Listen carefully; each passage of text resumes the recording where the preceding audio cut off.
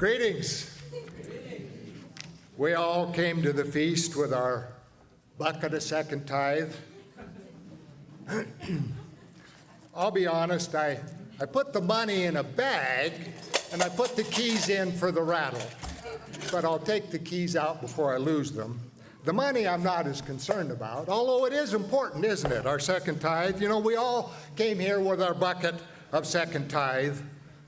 Maybe the money's in a bag. Maybe it's in a credit card, the way things go these days. But here we are. Hopefully we each brought our bucket list of anticipation. And we've had time already to start fulfilling those anticipations, those expectations, our A list. Do you have an A list? My A list is a list of abundances here at the feast. That's my title, This Feast of Abundance. This Feast of Abundance. And on my A list, there's second tithe. There's enough. I don't know if it's an abundance. We each have our own amount, but it's enough. But there's an abundance of time we have, abundance of fellowship opportunities, abundance of brethren, abundance of joy, the happiness, the smiles, food and drink. We'll actually feast. I think we have been. We'll actually do the feasting part as well. But the words, the abundance of words, my list is a long list. I hope you have your list. We each have one. We come here to the Running Y Resort, and I thought, what did it take to carve this beautiful place out of a forest on the hillside? It took an abundance of money and labor and time and effort, and they carved it out and prepared it just for us for 8 days for this feast. And we're all here, and we all add to the whole, don't we? All add our part to it. We all add our part to the entire feast experience. In John 10, I won't turn there, but Jesus Christ, our Messiah, he told us that he came that we might have life and have it in abundance. What does that mean to you? What does it mean to God that he wants us to have life of abundance? We're here to experience those things and to think about them. We're here to live largely, way beyond our normal means. And we're living that largeness before God and before each other, with God, with our elder brother, and with each other as brethren. I so appreciated the message the first night, Mr. Shaby, and the video and the pictures and all those scriptures about the conditions in the kingdom, God's bounty, the manifold blessings. It's his kingdom. It stirs the heart to see those things and remember those messages about the abundant life. Let's be headed to Deuteronomy in chapter 14 and review real quick here some of the instructions. We've heard some already, and that's good, and we'll review a little bit this morning. I can say this morning. I remember yesterday it was afternoon. And if I'm nervous, you understand. Deuteronomy chapter 14. And we won't read the whole thing. We have to consider that today is the second of 8 days. I thought, 8, that's 2 circles, right? And 8 is a zero, and not a zero, a circle on a circle. And the first circle is number 1, enjoy. In the second circle of the 8 days is share. And we heard that already. We've heard it. It's a constant theme. To enjoy the full experience, but make sure that we share the full experience. And as we read through some scriptures today, you will see both of these aspects. And we will look for those, but you will notice them. But today is the second day of 8. Some of our options, some of our 2T is already spent, but it was money well spent, wasn't it? Some of our opportunities, as the days wear on, the opportunities dwindle as well. So early on, people are making plans and fulfilling those plans. Deuteronomy chapter 14, verse 23 says, you shall eat before the Lord your God. It says, you shall eat. I loved what Mr. Aratola had to say yesterday. That's my takeaway from his message. He says, God commands us to do what we already love to do. Some of us are really good at it, to feast and eat, and how appropriate is that? I like to think that all those commands, you shall eat, just a little different perspective means we get to. We don't have to. We have the privilege of fulfilling God's words and his commands. That the world, those outside, they don't have this privilege. They don't get to experience the feast the way we do. They don't get to understand his commandments and how good they are for us. I think that's a big first lesson. He goes on to say we're to eat it in his presence, so we know that when we're in his presence, that molds, that shapes our attitudes and our participation and our willingness to be part of what he is doing here. He places his name here because his name is in each of us, and his name is on all of us, you and me. And we're to eat of the fruit of our labors. Now, our labors might be a field and a flock. Our labors might be the office or the shop or your kitchen or your garden. Whatever our labors are. I know many of us are at that point we'd like to retire or are retired. And yet many of those retirees are laboring in prayer for all of us. Thy kingdom come. He goes on in Deuteronomy 14, talking about how God has blessed us in verse 24, that we change it into silver according to how God has blessed us. He blesses us so that we can come here. And then verse 26 says, you shall spend that money for whatever your heart desires. Whatever our appetites are. But you know, the word used, the Hebrew, is nephesh, that we usually think of as soul. And so I think the old King James, some of the other versions say, whatever your soul desires. And he talks about food. Our tongue is important, and our stomach is important. But what does our soul desire? What are the desires of our heart? We heard that yesterday. Mankind needs a heart transplant. How true that is. We have had a heart transplant. And yet, even with a transplanted heart, sometimes it needs re-educated, doesn't it? And so here we are. What do we truly desire? It's something for us to consider. What's the first great commandment? Hear. Hear is the first word. You go back to Deuteronomy 6, or you read what Jesus said in Mark 12. The first word of the great commandment is hear, O Israel.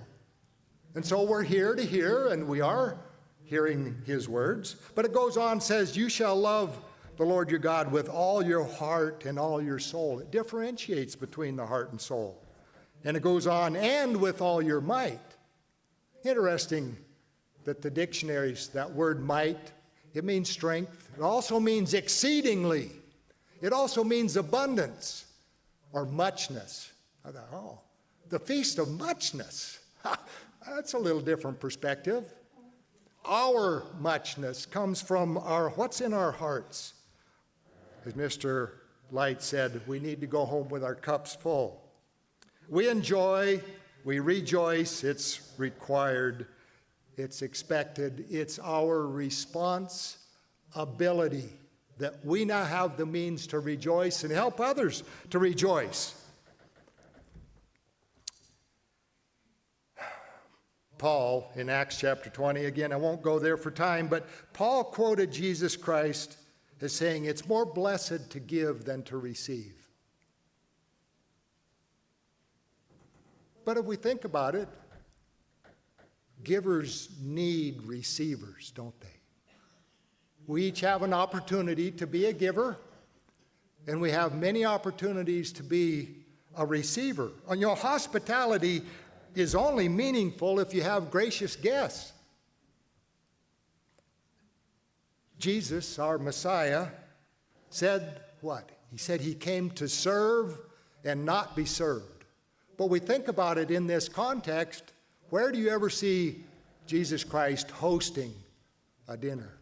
He was always the guest in the stories about going to a Pharisee's house or someone's house. He was always the guest. And yet, as a guest, he was serving the host and all who were there, serving with his words, serving with his example, serving just by being there with his presence. It's a great gift to someone to receive their gift, whether it's hospitality, whatever it might be. That's part of sharing. There has to be two sides to sharing. Jesus even shared those light bulb moments, those words that lit up people's understanding. And we go and we read them, we remember them, and oh, the light bulb turns on for us. So receivers, when they're guests, they complement, they complete the giver or the host or the hostess. That's important. Deuteronomy chapter 16, just a couple verses. Deuteronomy chapter 16. Thankfully, Mr. Aratola went over this yesterday. But verse 12, let's pick it up just before it gets into the Feast of Tabernacles. Verse 12 of Deuteronomy 16 says, "You shall remember that you were a slave in Egypt, and so be careful to observe these statutes." A slave in Egypt. You know, a slave really doesn't have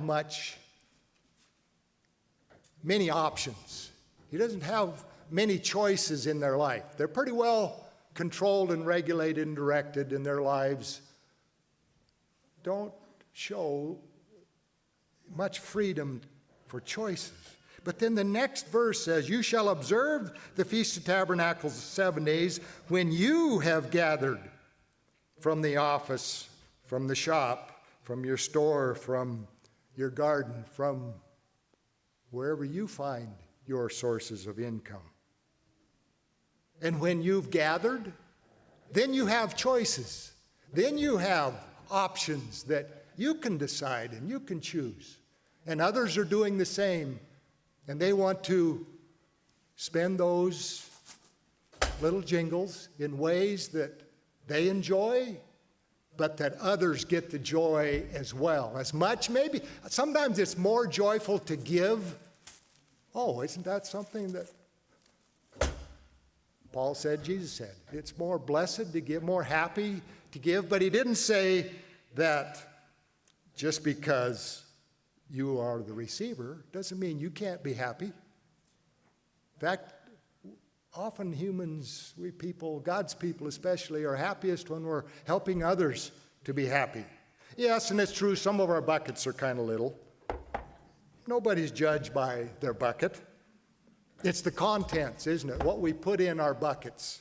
What's in our bucket list? What's in our hearts that we want to share? For we all have something to share. What is on your A list, your abundance list this feast? What is in your bucket? And actually, truth of the matter is, no matter how big a bucket we brought our second tithe in, we need bigger buckets. And this isn't fair.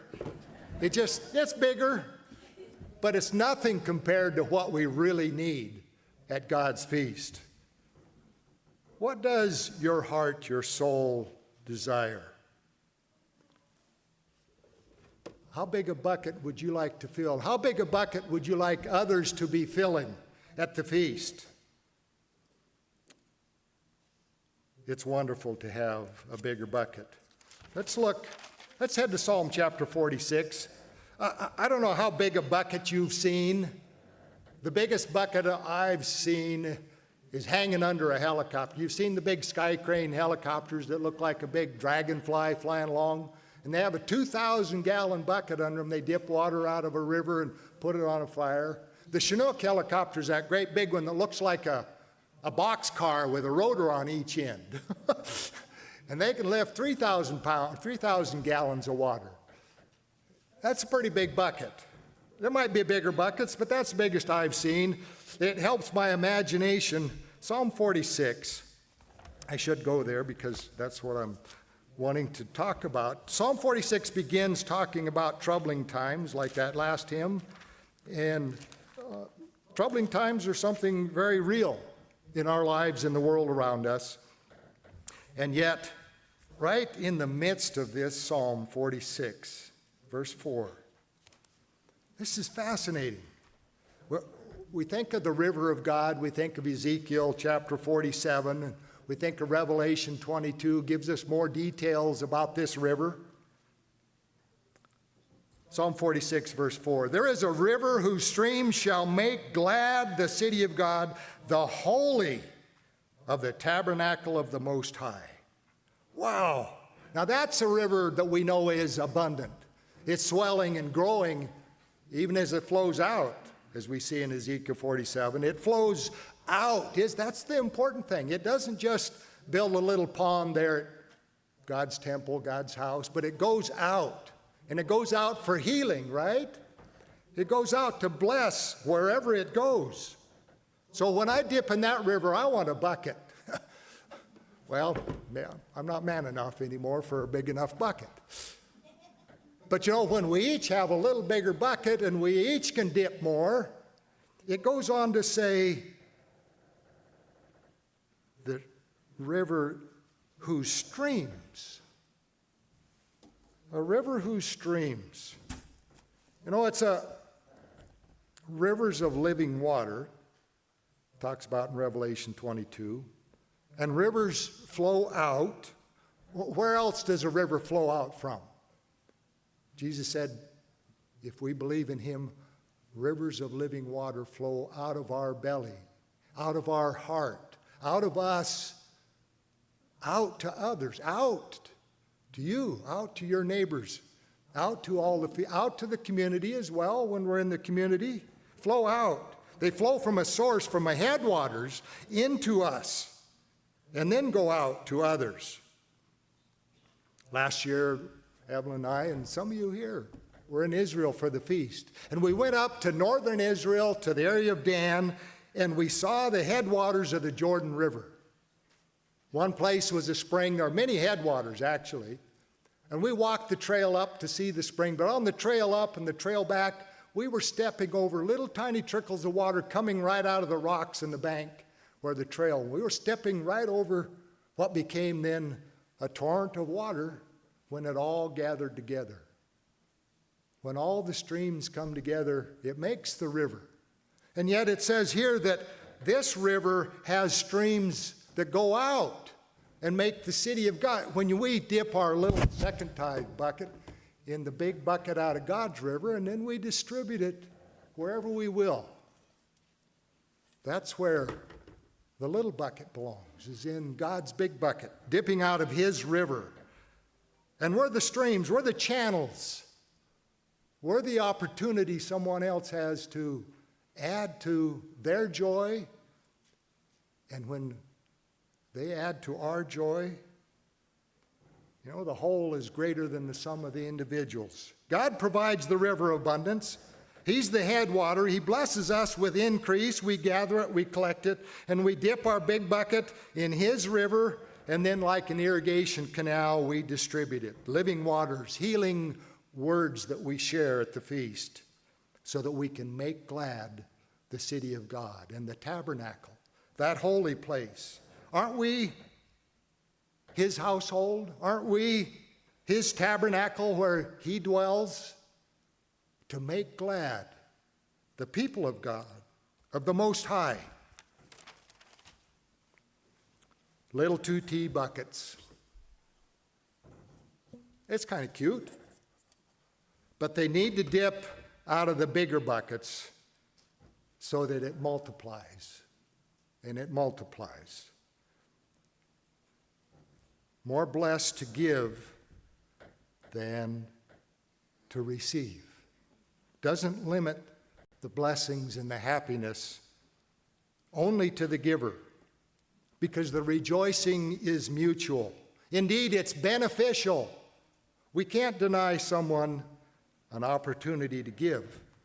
out of embarrassment, or we can't accept every invitation. I understand that. There's only so much time. And yet, one thing I had to learn, and we see it, sometimes we have to let somebody else pick up the tab at the restaurant. Sometimes we need to let somebody else tell the story. Let somebody else do the giving and be a receiver.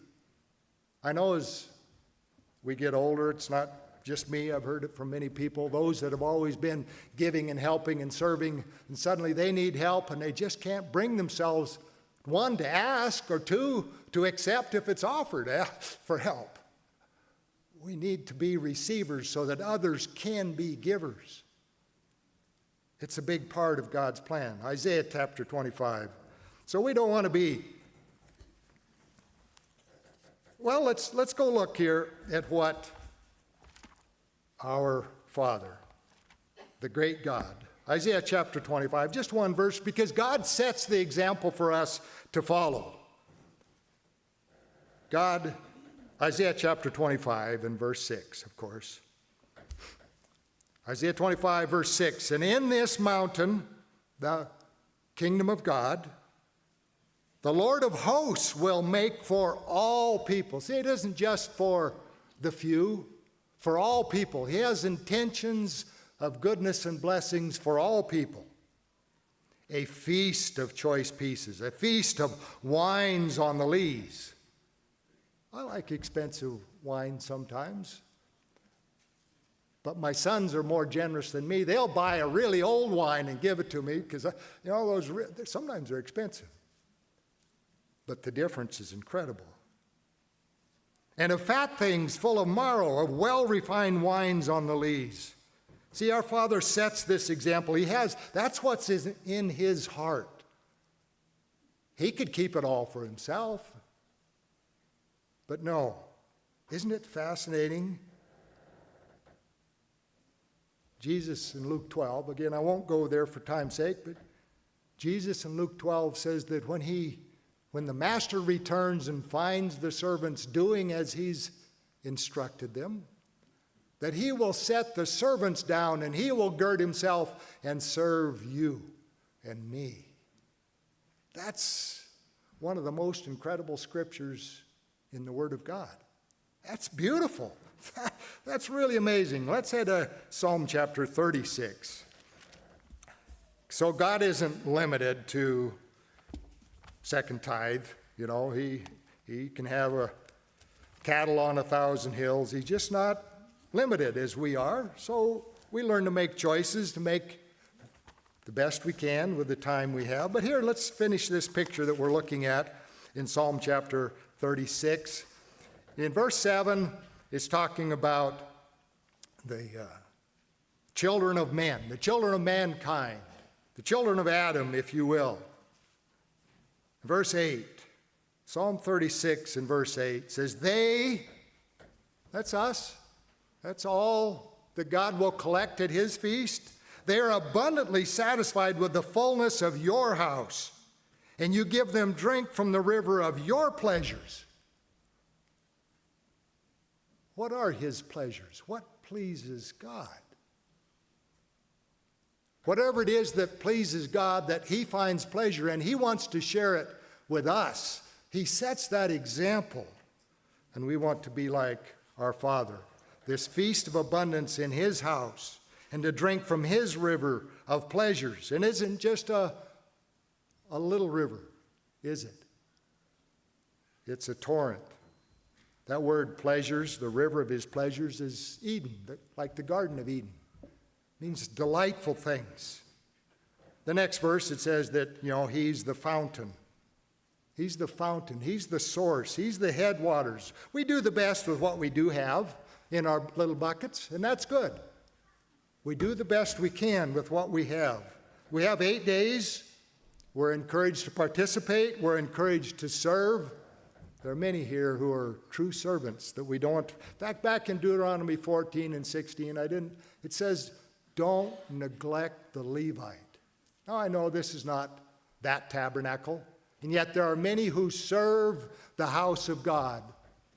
among us. We have many pastors among us, but also many other hands that are serving. And that's what the Levites did, was enable the priests to fulfill the duties and the responsibilities in the house of God. We have many, if you will, Levites among us. Don't neglect the Levites. Part of our responsibility, part of our opportunity. We have an abundance of living the kingdom now. Think about it. Today is, to the world, Friday, right? Sixth day is preparation day for the Sabbath. This age is preparation day for the kingdom of God, the 6,000 years, looking to the 7,000 years. Now we're preparing, now we're setting aside, now we're growing and overcoming, sharing, being what we could never be by ourselves. It will be a time of restoration. You know, restoration, one way we could say, it's rest from the world's tribulation, from the world's destructive ways. The adversary attitude will be shut up, and the generous attitude will prevail. There's a proverb that says, a merry heart has a continual feast. A merry heart, a heart that's positive in its outlook, a heart that's kind in its response, a heart that's glad in its countenance. I've seen so many smiles here. What do we have, 300 and some smiles in here? What a beautiful picture it is. I wish you could see from, well, that's not fair. It shows that guy instead of you. You're it. Abundance is of the heart. And then we have a perpetual feast. Although the belly gets full, and yet the feast of the heart goes on and on and on. Mr. Ben Light said, we need to go home with our cups full. Or our buckets. The little bucket will be empty, won't it? It will be, all its opportunities will be spent. Well spent. Well spent. But the big bucket can go home full. The buckets of our hearts, of our lives. Jesus also said that where much is given, that much is expected or much is required. We have been given much, and we will receive much more in this feast. Many of these words that we're here to hear will be read to us, and we will share the reading of it, and we will hear them expounded and put together. So we dip our big bucket in the river, and we take our little bucket and we distribute it. I don't know if any of us can drink a whole bucket full, but we can drink a little bit. We can share a little bit. So I would say, may this feast of,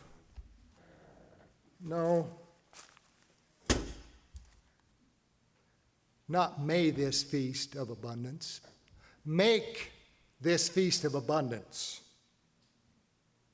the feast of our abundance, running over at the running wine.